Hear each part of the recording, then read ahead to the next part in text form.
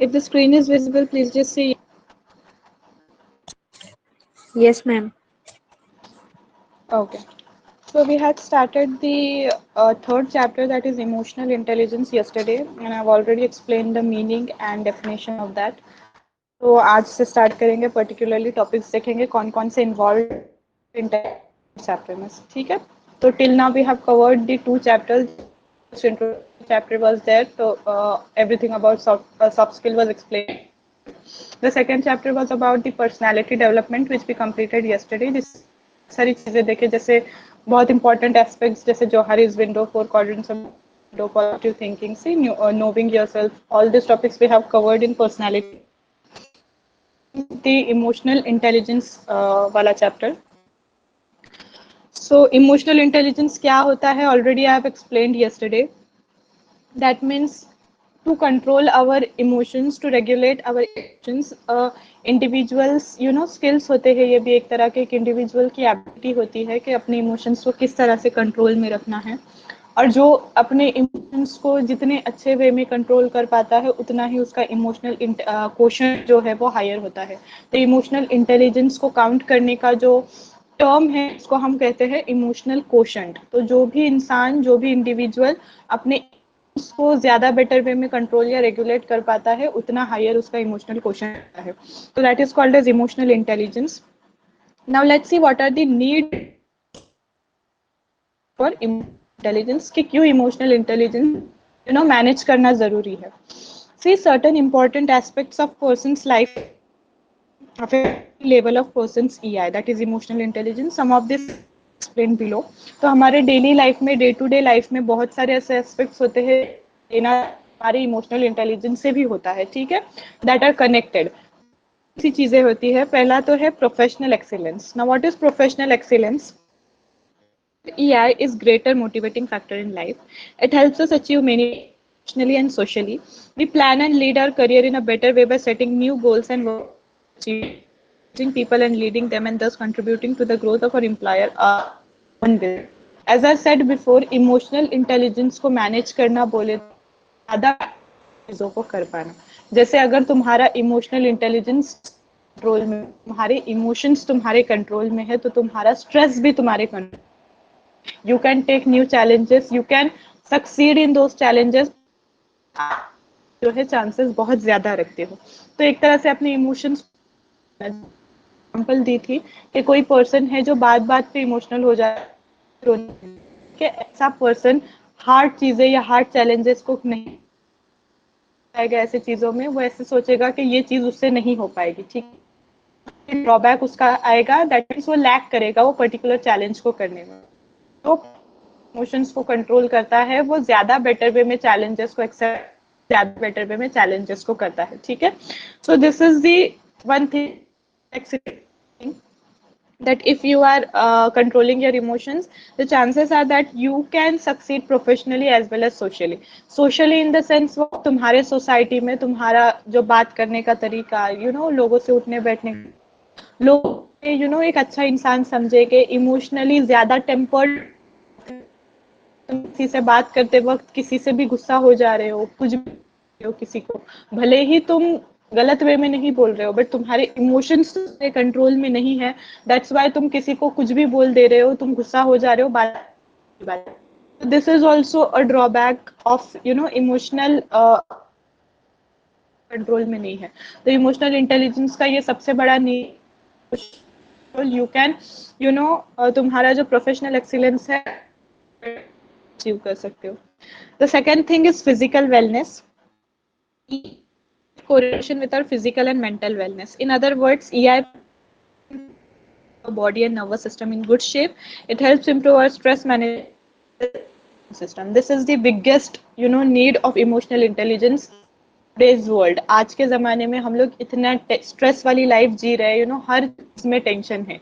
Even पढ़ाई का tension ले लो, जॉब का टेंशन ले लो, फैमिली इश्यूज का टेंशन ले लो, हर जगह we have to face some or the other problems that create stress daily life. तो स्ट्रेस को रेगुलेट करने के लिए हमें हमारे इमोशंस को रेगुलेट ज्यादा है. When you regulate your emotions, like हर चीज का रोना धोना या फिर गुस्सा करना, ये इमोशंस नहीं होते. इमोशंस हर एक जो हम हमारे लाइफ में फेस करते हैं ना, हम जैसे फील करते हैं वो हमारे इमोशन हमारा इमोशन है। कभी हम गुस्सा फील करें वो हमारा इमोशन है, डिसअपॉइंटेड फील करें वो हमारा इमोशन है, हम स्ट्रेस्ड या फिर टेंशन फील करें तो वो भी एक तरह का हमारा इमोशन है। तो ये सारे इमोशंस को कंट्रोल करना is called as emotional intelligence. ठीक है, सिर्फ गुस्सा या sadness is not our emotions और फीलिंग्स।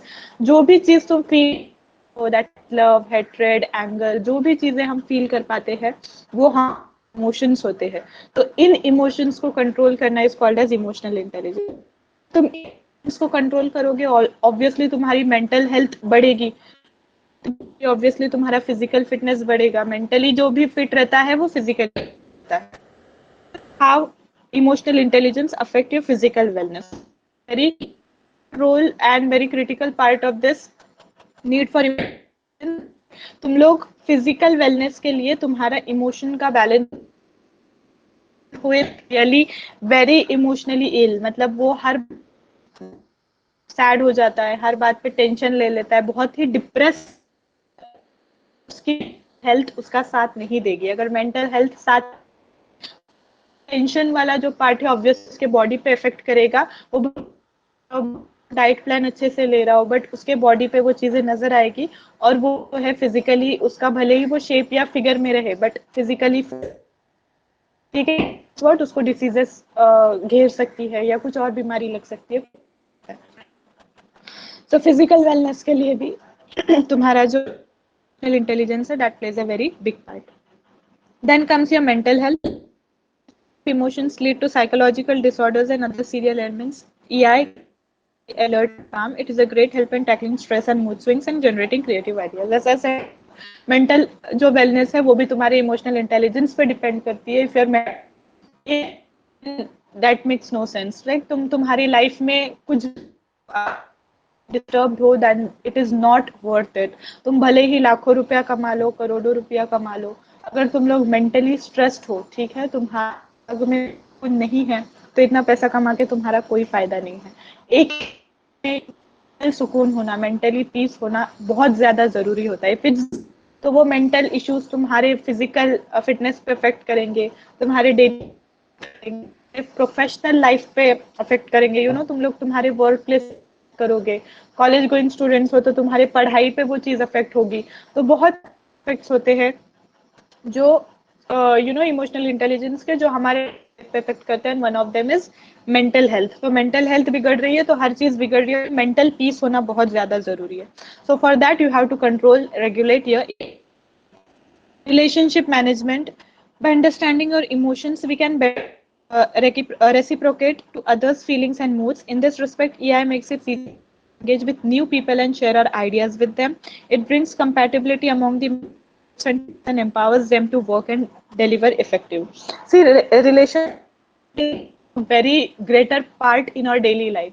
हमारे relationship बहुत से होते हैं, हमारे फ्रेंड्स है, हमारे रिलेटिव्स है, हमारे फैमिली मेंबर्स है, हम लोग जिनके साथ काम करते हैं, एवरीवन हैज सम और द अदर रिलेशनशिप। तो ऐसे में रिलेशनशिप मैनेज करना ना थोड़ा टफ हो जाता है। ऐसा पर्सन ज्यादा स्ट्रेस्ड में, बहुत डिप्रेशन में, वो खुद ही को नहीं संभाल पा रहा तो वो दूसरों की रिलेशनशिप्स को नहीं संभाल पाएगा। तो ऐसे में अपने इमोशंस को रेगुलेटेड रखना है। जैसे तो प्लेजेंट वे में बात करें कि कौन से पर्सन से किस तरह से बात करनी है, जो हमारे कलीग्स है उनसे कैसे बात करनी है, जो हमारे फ्रेंड्स है उनसे कैसे बात करनी है, दिस। तो ये जो चीजें हैं इनको प्रॉपरली अगर हमें करना आगे, तो obviously we can manage the relationships in a better way. The fifth term is leadership, the need for emotional. So research has proved that those who show outstanding leadership at the workplace or in any other field with a high level of EI. Leadership comes naturally to such people as they rapport with the people across an organization. This aspect of EI leaders of choice to everyone. So ये research से साबित हुआ है, this is a prove thing, that जो लोग emotionally you know जिनका EI सबसे ज्यादा हाई होता है वो बेटर लीडर्स बनते हैं। तो ऐसे लीडर्स जो तुम स्टैंडिंग लीडरशिप परफॉर्म कर रहे हैं, ऐसे लोगों का जो EI होता है वो ज्यादा हाई होता है। दैट मीन्स उनका जो इमोशनल कोशेंट होता है दैट इज लिटरली वेरी, तो ये प्रूवन है विद रिसर्च कि जो नॉर्मल लीडर अगर तुम लोग इमोशनली खुद को बैलेंस नहीं रख पा रहे हो, ऑब्वियसली तुम लोगों को मोटिवेट नहीं कर। लीडर का काम क्या होता है? The leader motivates the team members. वो मोटिवेट करेगा करेगा उनको काम करने के लिए मोटिवेट करेगा, उनको न्यू न्यू आइडियाज देगा, उनको बेटर वे में लेके जाएगा, ताकि वो प्रोजेक्ट या जो भी काम तुम लोग मिलके कर रहे हो वो में कर सकते। ठीक है, तो एक लीडर की जिम्मेदारी बहुत बड़ी होती है to motivate motivate the colleagues.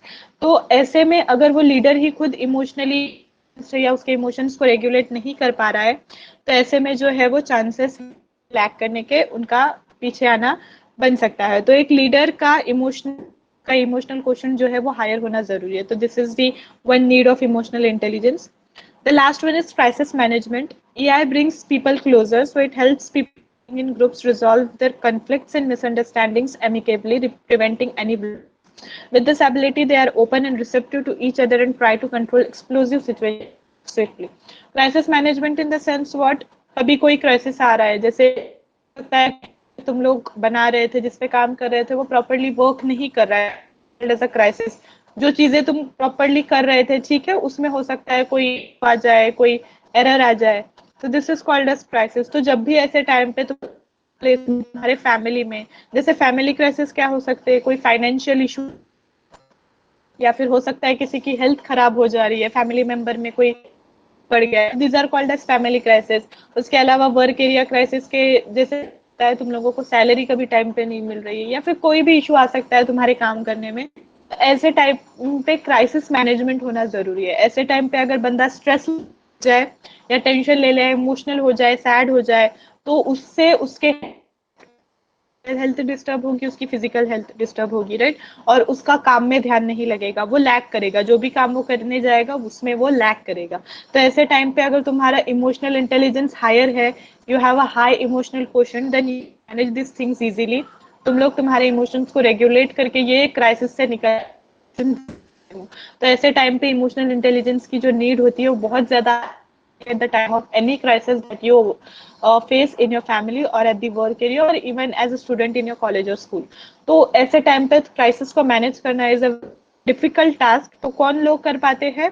जो ऑलरेडी इमोशनली इमोशन हायर होता है और जो खुद के इमोशंस को रेगुलेट या कंट्रोल कर पाते हैं। तो this all about the need for emotional intelligence. अगर तुम लोग ये सारी चीजों को पॉइंट्स को ध्यान में रखोगे तो समझ में आएगा कि इमोशनल इंटेलिजेंस की क्या क्या जरूरतें हैं हमारे डेली लाइफ में। First one was professional excellence to succeed in professional life. Then comes physical, to keep your body physically fit. You should have a higher emotional intelligence or emotional quotient. Mental health, to keep your brain or mental health in a proper way, you should have a proper emotional intelligence or a higher emotional intelligence. Relationship management, that is the people around you, you should manage the relationship with them. For that also you require emotional intelligence. Then comes leadership. To become a good leader, you should have a higher emotional quotient. And then at last comes crisis management. To manage any crisis in family or at work area or as a student, you should have a higher emotional quotient so that you can manage any crisis easily. So these are the 6 points for need for the emotional intelligence. Then comes the second point, that is intelligence quotient versus emotional intelligence quotient. अब देखो ये दो चीजें हैं। ये तुम्हारा second syllabus topic है, that is intelligence quotient and versus emotional intelligence quotient. तो इंटेलिजेंस क्वोशिएंट क्या होता है? तुम्हारा IQ level. What is intelligence quotient? Your IQ level, तुम कितने स्मार्ट हो, that is your intelligence quotient. जो बंदा बहुत ज्यादा स्मार्ट है, चीजों को बहुत ज्यादा अच्छे से कर सकता है, वो हायर इमोशनल इंटेलिजेंस क्वोशिएंट रखता है। और जो बंदा लैक करता है, चीजों को बेटर वे में ग्रास्प नहीं कर पाता, ठीक है, उसका जो आई है वो थोड़ा कम होता है। और इमोशनल आईक्यू क्या होता है? इन दोनों generally strive to have high intelligence quotient, that is IQ, thinking that it is all they need to be successful. Not long ago, the business world used to emphasize that smart and dynamic leaders with high IQ were the only capable of writing the success story of growth and fame for companies. But soon they realized that professionals with IQ may not always be the right choice for building successful business. Research carried out by the Carnegie Institute of Technology shows that 85% of your financial success is due to skills in human engineering.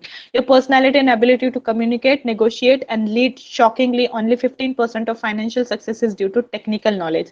Therefore, high IQ would improve marginally the prospects of a successful life. It is EQ that is the essential ingredient of social and personal bliss.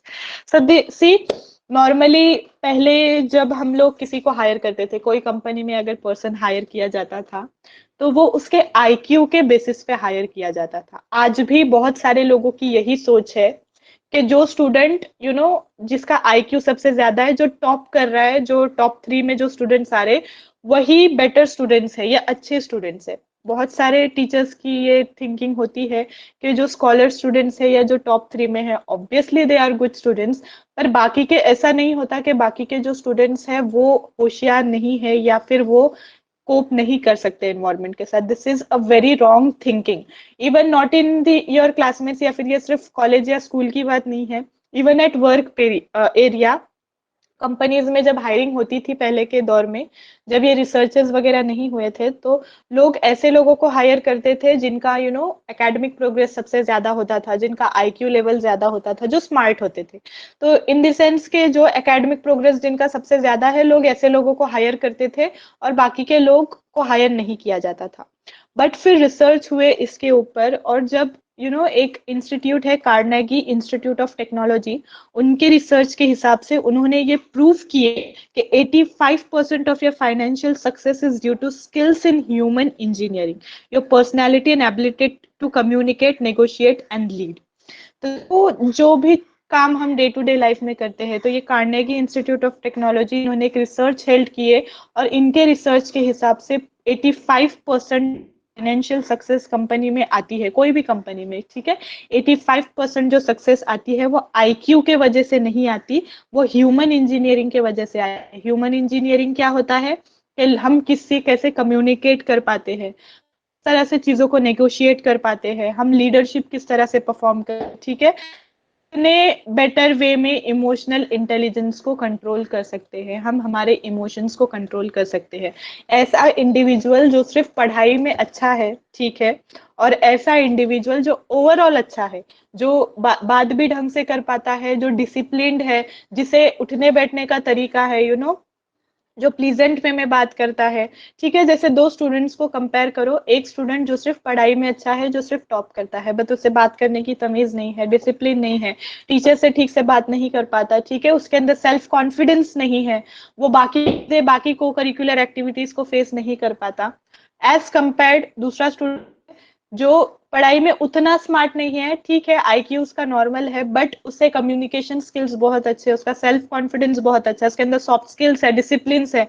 तो comparison अगर दोनों का किया जाए तो second student जो है वो ज्यादा बेटर चीजों को ग्रास्प कर सकता है, ज्यादा बेटर वे में चीजों को फेस कर सकता है, और ज्यादा बेटर वे में उसके इमोशंस को जो है वो रेगुलेट कर सकता है। तो सक्सेसफुल कौन हुआ? ऑब्वियसली सेकंड स्टूडेंट सक्सेसफुल हुआ, भले उसका आईक्यू थोड़ा कम है, एकेडमिक प्रोग्रेस उसकी थोड़ी कम है as compare to first student, but उसका लाइफ डेली लाइफ में उसकी जो प्रॉब्लम फेसिंग एबिलिटीज है वो ज्यादा है।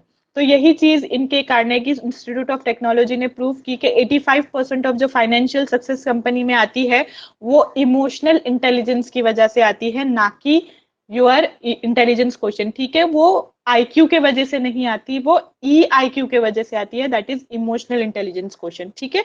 ओनली 15% जो फाइनेंशियल सक्सेस है वो तुम्हारे टेक्निकल नॉलेज की वजह से होती है, जो आईक्यू तुम रखते हो, ठीक है, सिर्फ 15%। ऐसा नहीं कि एकदम ही डम हो जाओ, कुछ भी नॉलेज मत गेन करो, ऐसा भी इस बात का मतलब नहीं है, बट आईक्यू के साथ साथ EIQ का भी होना जरूरी है। It is EQ that is essential ingredient of social and personal bliss. There are many examples of leaders worldwide who are acclaimed for their high IQ, but they're frustrated and unsatisfied with themselves regardless of their high IQ level. तो देखो normally यहाँ पे अगर तुम लोग बात करोगे तुम्हारे EQ की और IQ की, तो ऐसे बहुत सारे लीडर्स तुम लोगों को डेली लाइफ में दिखेंगे, अराउंड द वर्ल्ड दिखेंगे, जिनका आईक्यू तो बहुत ज्यादा है, मतलब बहुत ज्यादा आईक्यू में वो लोग रहते हैं, बट उनका ईक्यू जो है वो बहुत कम है। Like they become frustrated very easily, they become वो एंग्री हो जाते हैं बहुत जल्दी, इमोशनल हो जाते हैं। तो ऐसे में सोसाइटी को फेस करना मुश्किल हो जाता है। इसका सबसे बेस्ट एग्जाम्पल अगर मैं दूं तो कुछ ऐसे सेलिब्रिटीज जो लास्ट ईयर हमारे नजर में आए जिन्होंने किसी बात पर से सुसाइड कर लिए, ऐसे बहुत सारे लोग नजर में आए, सिर्फ सेलिब्रिटीज ही नहीं, 2020 ने आई गेस बहुत सारे ऐसे लोगों को दिखाया जो किसी प्रॉब्लम की वजह उन्होंने सुसाइड कर लिए, वो प्रॉब्लम्स को कोप नहीं कर पाए और उन्होंने उनकी जान ले ली, ठीक है, खुद की ही जान ले ली।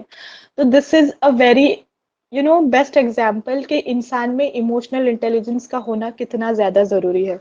भले ही तुम्हारे अंदर हो, भले ही तुम कोई चीज बहुत अच्छे से कर पा रहे हो, भले ही तुम बहुत ज्यादा फेमस पॉपुलर हो, भले ही तुम्हारे पास कितना भी पैसा हो, कितने ही सक्सेसफुल क्यों ना हो, जब तक तुम्हारे पास इमोशनल इंटेलिजेंस नहीं है, तुम चीजों को, इमोशंस को कंट्रोल नहीं कर पा रहे हो, स्ट्रेस को कंट्रोल नहीं कर पा रहे हो, चीजों को से रेगुलेट नहीं कर पा रहे हो, तो that is not worth it, ठीक है। तो this is the best example कि क्यों तुम्हारे इमोशंस को कंट्रोल तुम्हें करना आना चाहिए, why you should manage your stress, why you should manage your mental health as well as your physical health.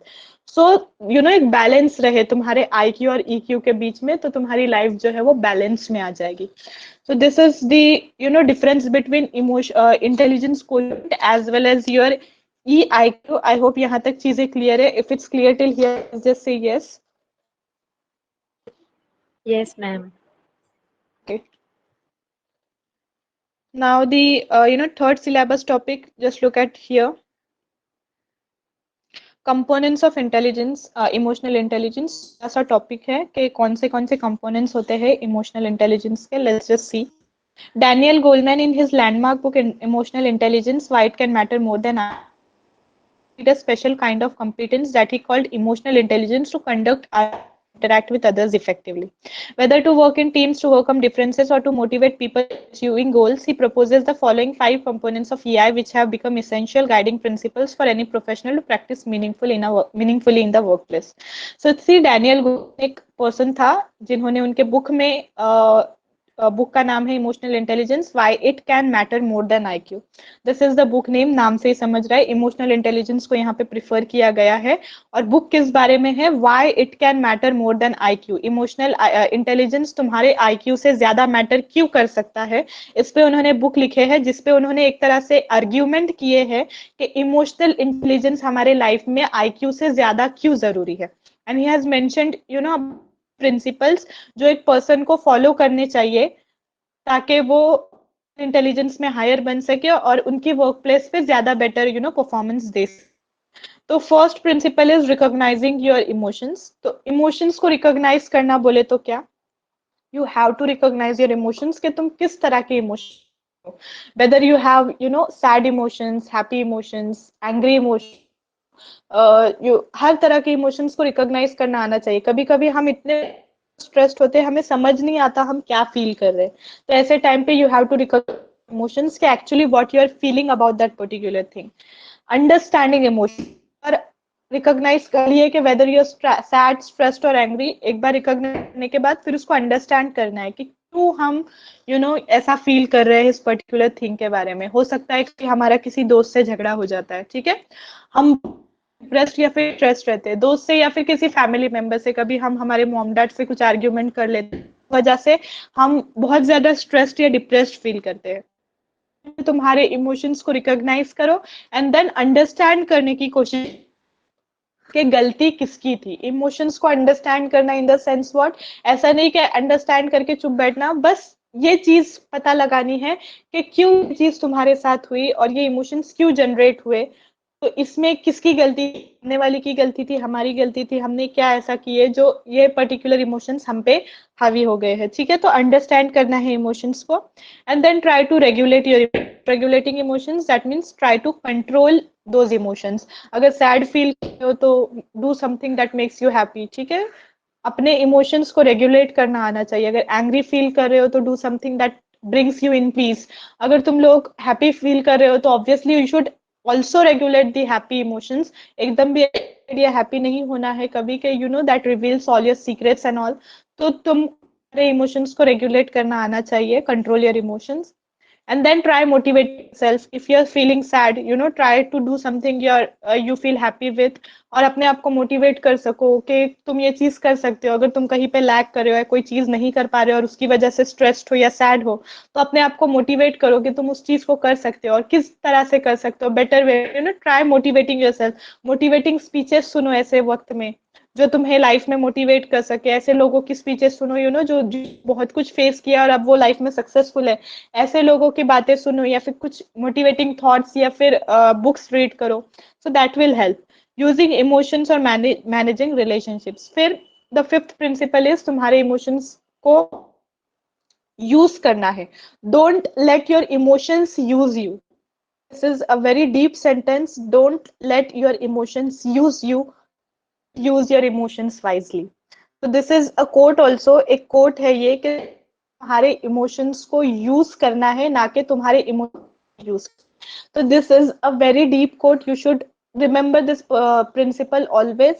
तुम्हें तुम्हारे इमोशंस को यूज करना आना चाहिए कि कब तुम्हें सैड होना है, कब तुम्हें हैप्पी हो, कब तुम्हें एंग्री होना है। अगर तुम्हारे इमोशंस तुम्हें यूज करने लग जाए, obviously you will feel stressed, you will feel angry, you will feel sad at many points, or at points in your life।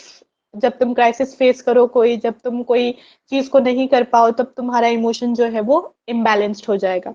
तो these are the five principles that you should always remember in life, that is recognizing emotions and regulating those emotions, motivating yourself, and using emotions or managing relationships. I hope it's clear till here. If it's clear, please just say yes. Yes, ma'am. Okay, I'll just end today's lecture. Allah Hafiz and bye bye.